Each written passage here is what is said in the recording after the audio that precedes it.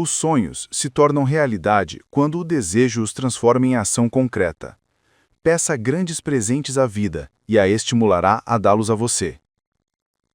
Quando Edwin C. Barnes desceu do trem de carga em East Orange, New Jersey, há mais de 50 anos, poderia parecer um vagabundo, mas seus pensamentos eram os de um rei. Enquanto se encaminhava dos trilhos da estação ao escritório de Thomas A. Edison, sua mente trabalhava. Via-se na presença de Edison. Ouvia-se pedindo uma oportunidade a Edison de concretizar a consumidora obsessão de sua vida, o desejo ardente de tornar-se sócio comercial do grande inventor. O desejo de Barnes não era uma esperança, não era um anseio, era um desejo agudo que transcendia a tudo mais. Era definido. Alguns anos mais tarde, Edwin C. Barnes novamente se postou diante de Edison, no mesmo escritório em que conheceu o inventor. Dessa vez, seu desejo traduzira-se em realidade. Estava em negócios com Edison. O sonho dominante de sua vida tornara-se realidade. Barnes foi bem-sucedido porque escolheu um objetivo definido, colocando toda a sua energia, força de vontade, todo o esforço, tudo por trás daquele objetivo. Nenhum caminho para a retirada. 5 anos se passaram antes que aparecesse a oportunidade que buscava. Para todos, menos para si mesmo, ele parecia apenas um bente a mais na engrenagem comercial de Edison. Em sua mente, porém, via-se como sócio de Edison a cada minuto, desde o dia em que começara a trabalhar lá. É um exemplo notável do poder de um desejo definido. Barnes conquistou seu objetivo porque queria ser sócio de Edison mais do que qualquer outra coisa na vida. Criou um plano para atingir seu propósito, mas destruiu todas as pontes atrás de si. Sustentou o desejo até tornar-se obsessão dominante de sua vida e, finalmente, um fato. Quando se dirigiu a East Orange, não disse a si mesmo: tentarei induzir Edison a dar-me alguma espécie de emprego. Mas sim, verei Edison e eu avisarei de que vim para entrar em negócios com ele. Ele não disse: conservarei os olhos abertos para outra oportunidade, caso falhe em obter o que quero na organização Edison, mas disse: só há uma coisa no mundo que estou resolvido a obter, e é uma sociedade comercial com Thomas A. Edison. Queimarei todas as pontes à minha retaguarda e arriscarei todo o futuro na minha capacidade de conseguir o que eu quero. Não deixou a si mesmo nenhum caminho possível para a retirada. Tinha que vencer ou perecer. Eis toda a história do sucesso de Barnes. Ele incendiou seus navios. Há muito tempo, um grande guerreiro enfrentou uma situação que lhe exigiu uma decisão capaz de lhe assegurar o sucesso no campo de batalha. Estava para mandar o exército contra poderoso inimigo, cujos homens excediam em número. Embarcou os soldados nos navios, navegou para o país inimigo, desembarcou homens e equipamento, dando então a ordem de aterrar fogo aos barcos que o tinham transportado. Dirigindo-se aos homens antes da primeira batalha, disse ele a todos: vocês estão vendo os barcos em chamas. Isso significa que não podemos deixar essas praias vivos, a não ser que ganhemos. Não temos escolha agora. Vencemos ou perecemos. Venceram.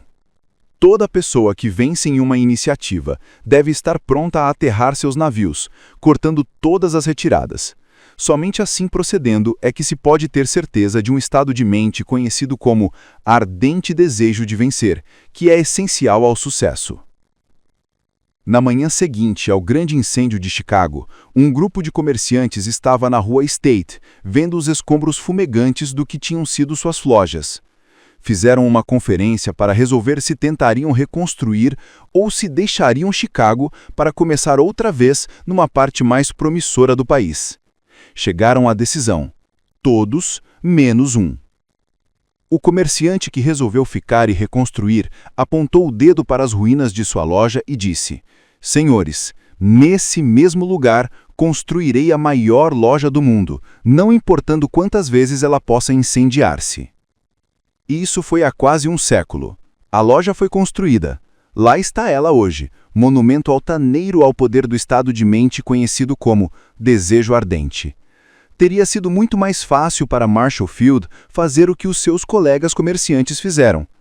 Quando as coisas ficaram pretas e o futuro parecia sombrio, arrumaram suas malas e foram para onde as coisas pareciam mais fáceis.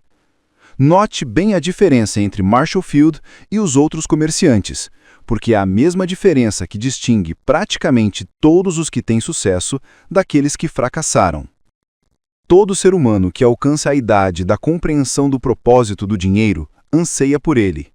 Ansiar não traz riquezas, mas desejá-las no estado de mente que se torna obsessão, planejar modos e meios definidos para adquiri-las, sustentar os planos com persistência, que não reconhece o fracasso, trará riquezas. 6 passos que transformaram os desejos em ouro.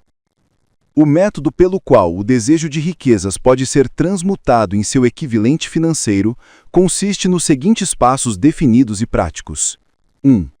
Fixe em sua mente a quantia exata de dinheiro que deseja. Não é suficiente dizer apenas "quero bastante dinheiro". Seja positivo quanto à quantia. Há uma razão psicológica para essa positividade, que será descrita num capítulo subsequente. 2. Determine exatamente o que pretende dar em retribuição pelo dinheiro que deseja. Não existe o algo de graça como realidade.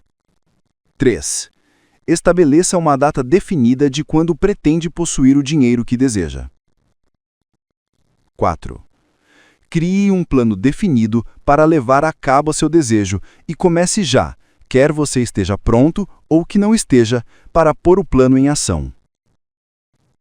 5. Escreva uma declaração clara e concisa da quantia de dinheiro que pretende obter. Fixe o limite de tempo para sua aquisição, estabeleça o que pretende dar em troca do dinheiro e descreva claramente o plano através do qual pretende acumulá-lo. 6. Leia sua declaração em voz alta 2 vezes ao dia, uma vez antes de deitar à noite e outra após levantar-se de manhã. Ao lê-la, veja, sinta e acredite-se já de posse do dinheiro. É importante que siga as instruções descritas nesses 6 passos. É especialmente importante que observe e siga as instruções do 6º parágrafo. Você pode dizer que lhe é impossível ver-se de posse do dinheiro antes de o ter realmente. Eis como um desejo ardente poderá vir em seu auxílio. Se você deseja mesmo o dinheiro tão avidamente que seu desejo chegue a ser uma obsessão, não terá dificuldade em convencer-se de que o obterá. O objetivo é querer o dinheiro e estar tão resolvido a obtê-lo que você se convença de que o terá. Princípios que valem 100 milhões. Aos não iniciados, aos não versados nos princípios operantes da mente humana, estas instruções podem parecer pouco práticas. Será útil a todos os que não reconhecerem a segurança dos 6 passos saber que a informação que transmito veio de Andrew Carnegie, que começou como operário comum em uma fábrica de aço e conseguiu, apesar do início humilde, fazer com que estes princípios lhe trouxessem fortuna muito maior que 100 milhões.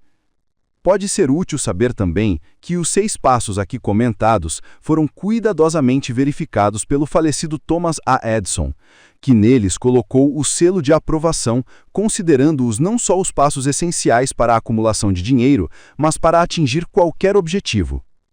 Os passos não exigem trabalho árduo, não impõem sacrifícios, não requerem que você se torne ridículo ou crédulo. A aplicação desses passos não exige grande educação, mas a aplicação bem-sucedida desses 6 passos exige imaginação suficiente para possibilitá-lo ver e entender que a acumulação de dinheiro não pode ser deixada ao acaso ou à boa sorte. É preciso compreender que todos os que acumularam grandes fortunas passaram primeiro por muito sonho, esperança, anseio, desejo e planejamento antes de adquirir dinheiro. Você deve saber desde já que nunca poderá obter grandes quantidades de riquezas se não arder de desejo por dinheiro e realmente acreditar que o possuirá. Grandes sonhos podem transformar-se em riquezas. Nós que estamos nessa corrida de riquezas, devemos saber que este mundo mudado em que vivemos exige novas ideias, novas maneiras de fazer as coisas, novos líderes, novas invenções, novos métodos de ensinar e de comprar e vender, novos livros, nova literatura, novos programas de televisão, novas ideias para fitas de cinema. Na base de toda essa procura por coisas novas e melhores, é preciso possuir uma qualidade para vencer, propósito definido, conhecimento do que se quer e um desejo ardente de possuí-lo. Nós que desejamos acumular riquezas, devemos lembrar-nos que os verdadeiros líderes do mundo sempre foram homens que dominaram e empregaram as forças intangíveis e invisíveis da oportunidade ainda inexistente, convertendo-as, as forças ou impulsos do pensamento, em arranha-céus, cidades, fábricas, aviões, automóveis e todos os tipos de utilidades que tornam a vida mais agradável. Ao planejar a aquisição da sua quantidade de riquezas, não deixe que ninguém influa sobre você, zombando do sonhador. Para conseguir os grandes prêmios nesse mundo mudado, é preciso captar o espírito dos grandes pioneiros do passado, cujos sonhos deram à civilização tudo o que tem de valioso, o espírito que serve de sangue vital do nosso próprio país, a sua oportunidade e a minha, para desenvolver e negociar nossos talentos. Se o que você quiser fazer está certo e você acredita nisso, vá em frente e faça-o. Concretize seu sonho e não se importe com o que eles possam dizer se você sofrer uma derrota temporária. Eles talvez não saibam que cada fracasso traz em si a semente de um êxito equivalente. Thomas Edison sonhava com a lâmpada que podia ser operada por meio de eletricidade, começando onde se encontrava, a pôr seu sonho em ação e, apesar de mais de 10.000 fracassos, persistiu no sonho até tomá-lo realidade física. Sonhadores práticos não desistem. Whelan sonhava com uma cadeia de charutarias, transformou o sonho em ação, e agora as Charutarias Unidas ocupam os melhores cantos na América.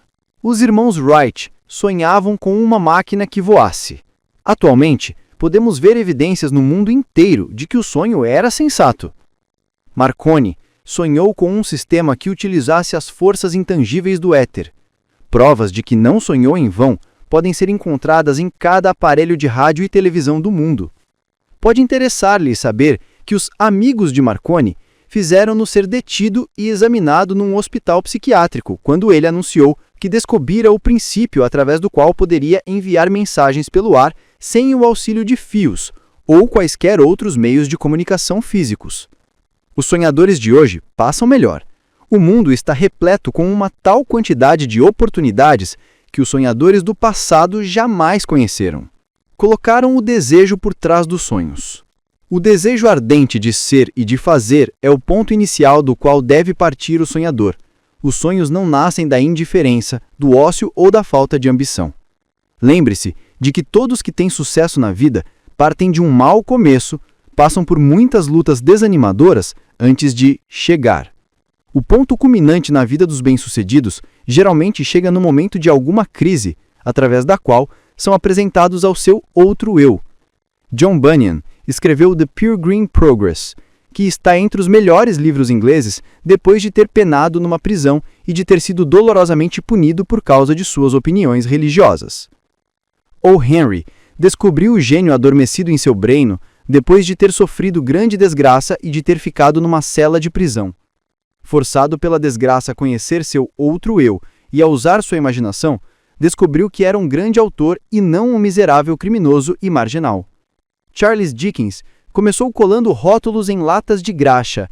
A tragédia do seu primeiro amor penetrou as profundezas da sua alma, convertendo-o num dos autores de fama mundial realmente grande. Essa tragédia produziu primeiro David Copperfield, depois uma série de outras obras que fizeram um mundo mais rico e melhor para todos os seus leitores. Helen Keller tornou-se surda, muda e cega logo que nasceu. Apesar da enorme desgraça, escreveu o nome indelevelmente nas páginas da história dos grandes. Sua vida toda serve de prova de que ninguém está totalmente derrotado até que aceite a derrota como realidade. Robert Burns era um camponês iletrado. Atormentado pela pobreza, cresceu bêbado. O mundo tornou-se mais belo porque ele viveu, pois agasalhou lindos pensamentos poéticos, o que arrancou um espinho e plantou em seu lugar uma rosa. Beethoven era surdo, Milton, cego, mas seus nomes permanecerão para sempre, porque sonharam e traduziram os sonhos em pensamento organizado. Existe diferença entre ansiar por algo e estar pronto para recebê-lo. Ninguém está pronto para nada enquanto não acreditar que pode obtê-lo. O estado de espírito deve ser de convicção, e não mera esperança ou anseio. Mente aberta inspira crença, coragem e fé. Mente fechada não inspira fé, coragem ou crença. Lembre-se de que não se exige mais esforço para um alto objetivo na vida, para a abundância e prosperidade, do que aceitar a miséria e a pobreza. Um grande poeta formulou esta verdade universal através destas linhas: regateei com a vida por 1 centavo, e a vida não quis pagar mais, por mais que eu implorasse à noite quando contava meus magros haveres. Pois a vida é apenas empregador, dali o que você pede. Mas desde que tenha estabelecido o salário, ora, é preciso aguentar a tarefa. Trabalhei por um salário vil, para descobrir, assombrado, que qualquer salário que eu tivesse pedido à vida, ela teria pago com boa vontade. O desejo faz o impossível. Para um clímax adequado ao presente capítulo, quero apresentar uma das pessoas mais incomuns que conheci. Vi-o pela primeira vez alguns minutos depois de nascer. Veio ao mundo sem nenhum sinal físico de orelhas, e o médico admitiu quando o apertaram para dar a opinião sobre o caso, que a criança podia ser surda e muda para o resto da vida. Eu contestei a opinião do médico. Eu tinha o direito. Eu era o pai da criança. Eu também cheguei a uma decisão e formei opinião, mas expressei a opinião silenciosamente, no segredo do meu coração. Sabia no íntimo que meu filho iria ouvir e falar. Como? Eu tinha certeza de que devia haver um meio e sabia que o encontraria. Pensei nas palavras do imortal Emerson. Todo o curso das coisas serve para nos ensinar fé. Basta nos obedecer. Há guiança para todos nós. E se ouvirmos com humildade, escutaremos a palavra certa. A palavra certa, desejo. Mais do que qualquer outra coisa, eu desejava que meu filho não fosse surdo-mudo. Desse desejo não retrocedi nem por 1 segundo. O que podia eu fazer? Teria de achar de qualquer maneira o meio de transplantar na mente da criança o meu ardente desejo de transmitir-lhe som ao cérebro sem o auxílio de orelhas. Quando estava com 7 anos, demonstrou a primeira evidência de que nosso método de programação da mente estava produzindo resultado. Durante meses, implorou o privilégio de vender jornais, mas a mãe não quis dar o consentimento ao projeto. Finalmente, resolveu tomar o assunto em suas próprias mãos. Uma tarde, quando ficou em casa com os criados, subiu à janela da cozinha, caiu sentado no chão e saiu sozinho. Tomou emprestados 6 centavos do sapateiro da vizinhança, investiu-os em jornais, vendeu-os, reinvestiu o capital e continuou repetindo o processo até tarde da noite. Após o balanço das contas e de pagar os 6 centavos que pedira emprestado ao seu banqueiro, teve um lucro líquido de 42 centavos. Ao chegarmos em casa naquela noite, encontramo-lo na cama, dormindo, apertando o dinheiro na mão. Sua mãe abriu-lhe a mão, tirou as moedas e chorou. Ora essa! Chorar pela primeira vitória do filho parecia tão fora de propósito. Minha reação foi o oposto. Ri, de todo o coração, pois sabia que minha tentativa de implantar na mente da criança uma atitude de fé em si mesmo obtivera sucesso. Sua mãe viu, nesta primeira aventura comercial, o menininho surdo que saíra pelas ruas arriscando a vida para ganhar dinheiro. Eu vi um pequenino homem de negócios, corajoso, autoconfiante, ambicioso, cuja confiança em si mesmo aumentara 100% porque entrara nos negócios por iniciativa própria e vencera. A transação me agradou porque percebi que provara ser capaz de recursos que o acompanhariam pela vida inteira. Uma brecha na audição. O menininho surdo passou pela escola primária, ginásio e college sem conseguir ouvir seus professores, a não ser que gritassem bem alto e a pequena distância. Não foi a uma escola para surdos. Não permitimos que aprendesse a linguagem dos sinais. Estávamos resolvidos a que levasse vida normal e se reunisse com crianças normais. Persistimos nessa decisão, embora nos custasse muitos debates acalorados com funcionários escolares. Quando no ginásio, experimentou um aparelho elétrico para a surdez, mas de nada adiantou. Durante sua última semana no college, aconteceu algo que marcou o mais importante ponto crítico de sua vida. Pelo que parecia puro acidente, entrou de posse de um outro aparelho que recebeu para experimentar. Demorou para testá-lo devido à decepção anterior com um aparelho semelhante. Afinal, apanhou o aparelho e, com certa negligência, colocou-o na cabeça, ligou a bateria e, zás, como por um passe de mágica, o desejo de toda a vida por uma audição normal tornou-se realidade. Pela primeira vez na vida, conseguiu ouvir praticamente tão bem quanto uma pessoa de audição normal. Felicíssimo pelo mundo transformado que lhe fora dado através do aparelho, correu para o telefone, ligou para a mãe, ouvindo-lhe a voz perfeitamente. No dia seguinte, ouviu claramente as vozes dos professores em classe pela primeira vez na vida.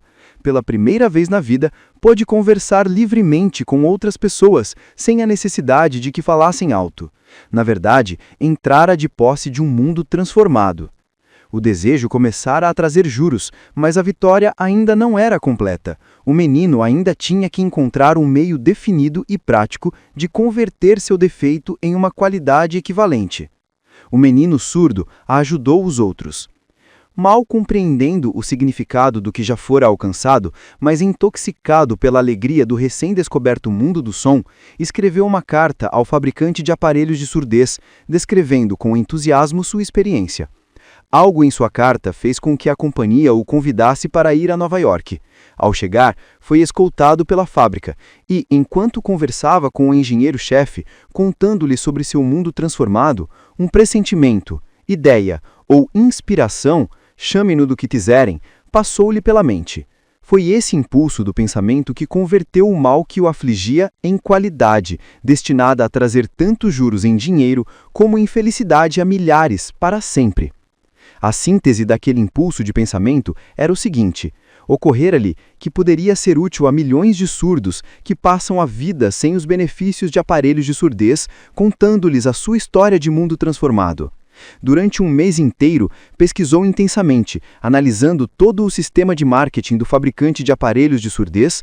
Criou então meios e modos de se comunicar com os que têm dificuldades de audição no mundo todo, com o propósito de partilharem com eles um mundo há pouco tempo descoberto. Feito isso, redigiu um plano bienal baseado em suas descobertas. Ao apresentá-lo o plano à companhia, recebeu imediatamente um cargo com o objetivo de realizar o que ambicionava. Nem sonhava quando foi trabalhar que estava destinado a trazer esperança e alívio prático a milhares de pessoas surdas que, sem essa ajuda, estariam condenadas para sempre à surdez. Não tenho a menor dúvida de que Blair teria sido surdo ou mudo por toda a vida se sua mãe e eu não tivéssemos conseguido formar sua mente como o fizemos. Quando plantei em sua mente o desejo de ouvir e falar, de viver como uma pessoa normal, com esse impulso lhe transmiti uma estranha influência que fez a natureza se tornar construtora de pontes, eliminando o golfo entre seu cérebro e o mundo exterior. Na verdade, o desejo ardente tem meios tortuosos de transmutar-se em equivalente físico. Blair desejava a audição normal. Agora, ele a tem. Nasceu com um defeito que poderia facilmente jogar alguém que tivesse um desejo menos definido na rua com um punhado de lápis e uma latinha. A pequena mentira branca que eu lhe implantei na mente, quando ele ainda era criança, levando-o a crer que seu defeito se tornaria uma grande qualidade, justificara-se. Não existe nada, em verdade, certo ou errado, que a crença aliada ao desejo ardente não possa tornar real. Essas qualidades estão à disposição de qualquer pessoa. Desejo produz mágica para uma cantora. Um curto parágrafo num despacho de jornal referente a Madame Schumann Hencke nos fornece a pista para o sucesso estupendo desta mulher incomum. Cito o parágrafo porque a pista que contém não é senão o desejo. No começo de sua carreira, Madame Schumann Hencke visitou o diretor da ópera da corte de Viena para que lhe testasse a voz, mas ele não o fez. Após um olhar para a moça mal vestida e tímida, exclamou, não muito gentilmente: com esse rosto e sem nenhuma personalidade, como pode esperar vencer na ópera? Minha filha, desista da ideia. Compre uma máquina de costurar e vá trabalhar. Você nunca poderá ser cantora. Nunca é longo tempo. O diretor da ópera da corte de Viena conhecia bem a técnica do canto, mas conhecia muito pouco o poder do desejo, quando assume as proporções de uma obsessão. Se tivesse conhecido melhor esse poder, não teria cometido o erro de condenar um gênio sem dar-lhe uma oportunidade. Há muitos anos, um de meus sócios beneficiários adoeceu. Piorou com o decorrer do tempo, até que, afinal, foi levado para o hospital para ser operado. O médico me avisou de que pouca ou nenhuma chance haveria de vê-lo vivo novamente. Essa era a opinião do médico, mas não era a opinião do paciente. Antes de ser levado para a mesa, sussurrou fracamente: não se incomode, chefe, sairei daqui em alguns dias. A enfermeira de serviço olhou-me penadosa, mas o paciente salvou-se. Depois que tudo terminou, o médico afirmou: só o seu desejo de viver o salvou. Nunca teria aguentado se não tivesse recusado a possibilidade de morte. Acredito no poder do desejo, apoiado pela fé, porque já vi esse poder erguer homens de origem obscura a posições de riqueza e poder. Já vi-o roubar a sepultura da vítima. Já vi-o servindo de meio para que homens ensaiassem a volta após derrotas em centenas de maneiras diferentes. Já vi-o permitir ao meu filho uma vida normal, feliz e bem-sucedida, apesar de a natureza tê-lo mandado ao mundo sem orelhas. Como se pode subjugar e utilizar o poder do desejo? Isso foi respondido através desse e dos capítulos subsequentes do livro. Através de um princípio estranho e poderoso de química mental, jamais divulgado, a natureza envolve no impulso do desejo forte aquele algo que não reconhece palavras como impossível ou não aceita a realidade como derrota. Pontos a fixar. Quando o desejo converge grandes forças para a sua vitória, você não precisa de modo algum recuar, a vitória é certa. 6 passos definidos aqui representados transformam o desejo em ouro. Para Andrew Carnegie, estes princípios valem 100 milhões. O desejo constrói uma nova vitória da derrota temporária. Foi o desejo que construiu uma das maiores lojas departamentais do mundo, literalmente sobre cinzas. Um menino sem orelhas aprendeu a ouvir. Uma mulher sem possibilidades tornou-se uma grande cantora de ópera. Um homem doente que os médicos pensavam que morreria conseguiu se salvar. Desejo foi a força que auxiliou essas pessoas por alguma estranha mas natural química mental. Não há limitações à mente, exceto as que admitimos.